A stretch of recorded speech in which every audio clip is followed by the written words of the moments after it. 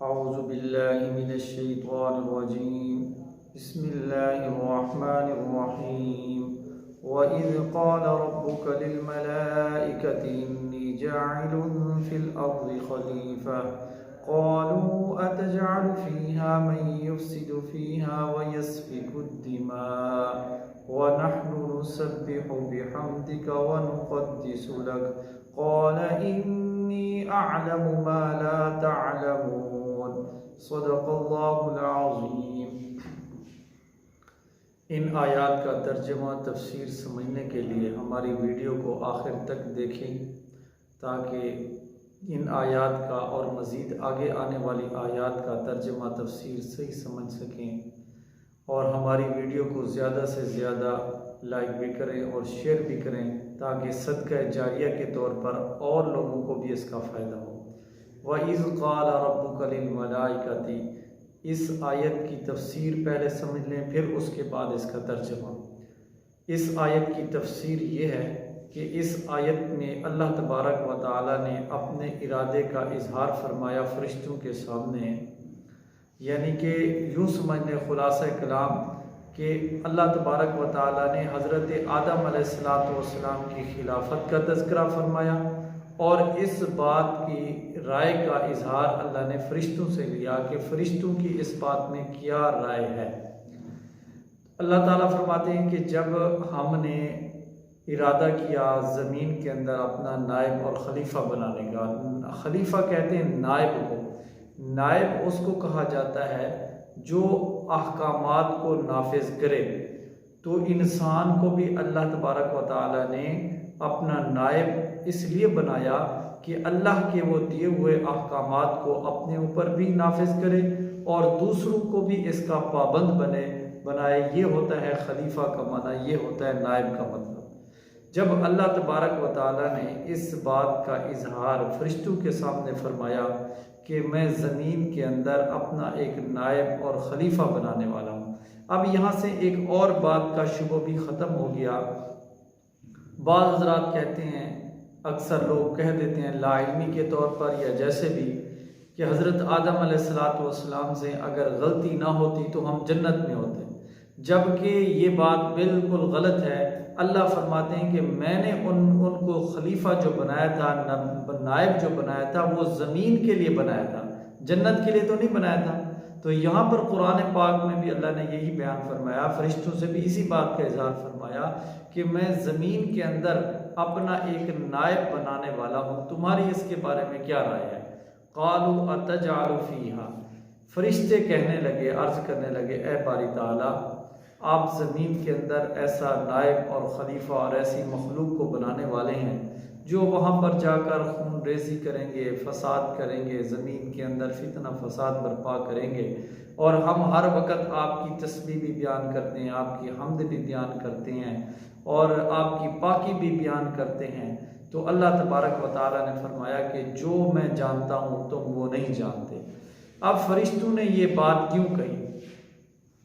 فرشتوں نے یہ بات اس وجہ سے کہی، مفسرین اکرام فرماتے ہیں کہ انسان سے پہلے یہاں پر جن آباد تھے، اور جنوں کا بھی یہی کام تھا کہ وہ زمین کے اندر فساد کرتے تھے اور آپس میں قتل غارت، یہ چیز عام ہوئی. جب یہ چیز عام ہو گئی تو اللہ تبارک و تعالیٰ نے ان کو یہاں سے دور کر دیا، اور بہت بڑے بڑے جزیروں کے اندر ان کو وہاں پر فرشتوں نے مار مار کے وہیں پر ہی ان کو کر دیا، اور پہاڑوں کی طرف ہی ان کو کر دیا. یعنی فرشتوں نے جو یہ کہا کہ وہ زمین کے اندر خون ریزی کریں گے، یہ انہوں نے جنوں کا حال دیکھ کر کہا. باقی ایسی کوئی بات نہیں تھی کہ انہوں نے بطور اعتراض کے نہیں کہا، بطور انہوں نے اس بات سے کہ جنوں کا حال دیکھ کر انہوں نے اس وجہ سے کہا. اور دوسری بات اس میں یہ بیان کی گئی ہے کہ زمین کے اندر فرشتوں نے جو یہ بات کہی، یہ اس وجہ سے کہی کہ ان کو اللہ تبارک و تعالیٰ کی طرف سے جو انہوں نے جو بنایا نا، اللہ نے بیان فرمایا لفظ خلیفہ سے ہی انہوں نے یہ مطلب سمجھا کہ ظاہر ہے جو بندہ دوسروں کی اصلاح کے لیے جائے گا، دوسروں کے اندر احکام نافذ کرے گا، ظاہر ہے وہاں پر کوئی نہ کوئی فساد ہوگا، تو تب جا کے یہ خلیفہ آتا ہے. تب جا کے اللہ پاک نائب کو بھیجتے ہیں، یعنی اس کے لفظ خلیفہ سے انہوں نے اس کا معنی سمجھا۔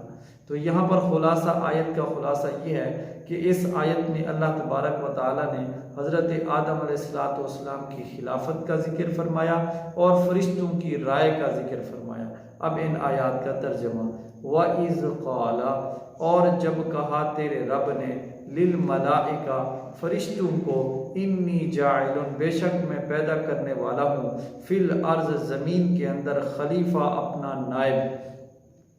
قالو، تو وہ عرض کرنے لگے، اتجعل فیہا، کیا آپ بنائیں گے اس میں، بھیجیں گے اس میں ایسی مخلوق کو، من یفسد فیہا، جو اس میں فساد کرے گی، ویسفک الدماء، اور خون بہائے گی، ونحن نسبح، اور ہم آپ کی تسبیح بھی بیان کرتے ہیں اور آپ کی حمد بھی بیان کرتے ہیں، ونقدس لک، اور آپ کی پاکی بھی بیان کرتے ہیں۔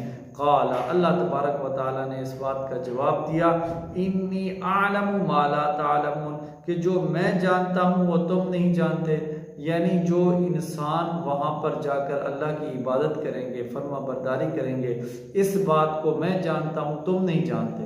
اور دوسری چیز، اللہ تبارک و تعالیٰ نے انسان کے اندر دو مادے رکھے ہیں، ایک مادہ برائی کا بھی رکھا ہے اور اچھائی کا بھی رکھا ہے، اور اللہ تبارک و تعالیٰ نے فرشتوں کے اندر صرف ایک ہی مادہ رکھا ہے۔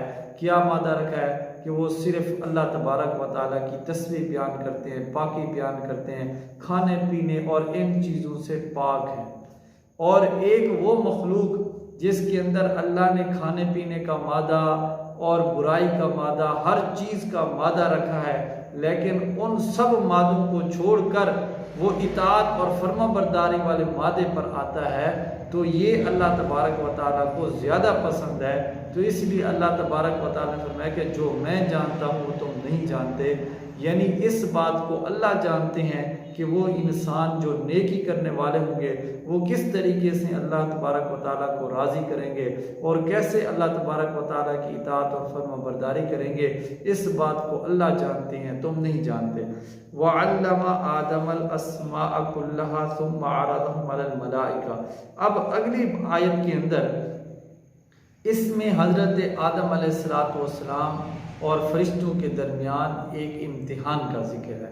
اللہ فرماتے ہیں وَعَلَّمَ آدَمَ الْأَسْمَاءَ، اور سکھائے ہم نے آدم علیہ السلام کو ہر چیزوں کے نام، ثُمَّ عَرَضَهُمْ، پھر ہم نے ان کو پیش کیا، یعنی وہ ساری چیزیں ہم نے پیش کی فرشتوں پر۔ فَقَالَ، اللہ نے فرمایا، أَنبِئُونِی، مجھے ان چیزوں کے نام دو اور ان کے بارے میں خبر دو، ہَؤُلَاءِ إِن كُنتُمْ صَادِقِينَ، اگر تم سچے ہو۔ یعنی کچھ ایسی چیزیں تھیں جن کا تعلق ضروریات زندگی سے تھا، کھانے پینے کی چیزیں ہوں گی اور چیزیں ہوں گی، اللہ تبارک و تعالیٰ نے ان سب کے نام اور ان کے فوائد آدم علیہ السلام کو اور فرشتوں کے سامنے سب چیزوں کے نام ذکر فرمائے۔ پھر اللہ تبارک و تعالیٰ نے بطور امتحان کے فرشتوں سے یہ کہا کہ اگر تم اپنی بات کے اندر سچے ہو تو ان چیزوں کے نام بتاؤ۔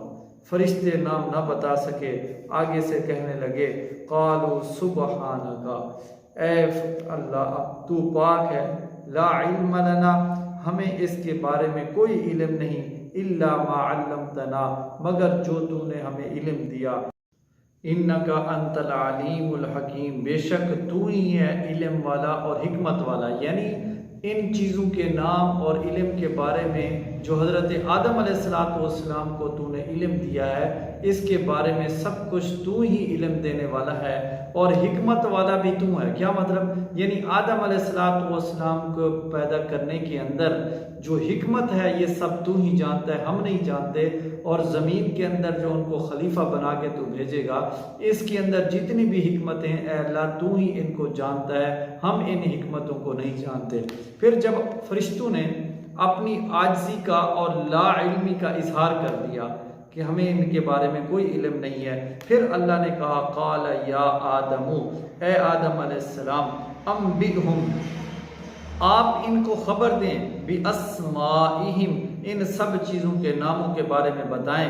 فَلَمَّا أَنبَأَهُمْ، جب حضرت آدم علیہ السلام نے ان تمام چیزوں کے نام بتائے، قَالَ أَلَمْ أَقُلْ لَكُمْ، تو اللہ نے فرمایا، کیا میں نے تمہیں نہیں کہا تھا انی اعلم، بے شک میں جانتا ہوں، غیب السماوات والارض، آسمانوں اور زمین کے غیب کی باتیں، واعلم، اور میں جانتا ہوں، ما تبدون، جو تم ظاہر کرتے ہو، وما تکتمون، اور جو تم چھپاتے ہو۔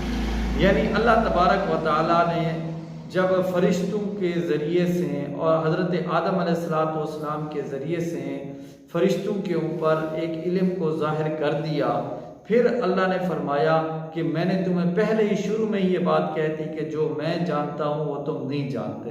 کیا مطلب؟ یعنی اللہ پاک جانتے ہیں کہ زمین کو، آسمان کو پیدا کرنے کے اندر، حضرت آدم علیہ السلام کو پیدا کرنے کے اندر، اور ان کے اندر جو غیب کی باتیں اللہ نے رکھی ہوئی ہیں، ان سب غیب کو جاننے والا اللہ کی ذات ہے، اس کے علاوہ اور کوئی نہیں جانتا۔ اور اللہ تبارک و تعالیٰ اس بات کو بھی جانتے ہیں جو فرشتے کچھ چھپاتے تھے اور جو ظاہر کرتے تھے۔ یعنی ایک روایت کے مطابق وہ یہ ہے کہ فرشتے یہ کہتے تھے کہ اللہ کی مخلوقات میں سے ہم سب سے زیادہ اللہ کے نزدیک مقرب ہیں۔ کیا مطلب؟ یعنی وہ یہ بات اپنے دل میں کہتے تھے، دل میں سمجھتے تھے۔ تو اللہ تبارک و تعالیٰ نے فرمایا کہ اس بات کو بھی میں جانتا ہوں، اس کے علاوہ اور بھی جو باتیں چاہے آج کل کے انسان اور جو بھی مخلوق دل کے اندر جو بھی بات چھپائے یا ظاہر کرے، اللہ سے کوئی بات چھپ نہیں سکتی۔ وآخر دعوانا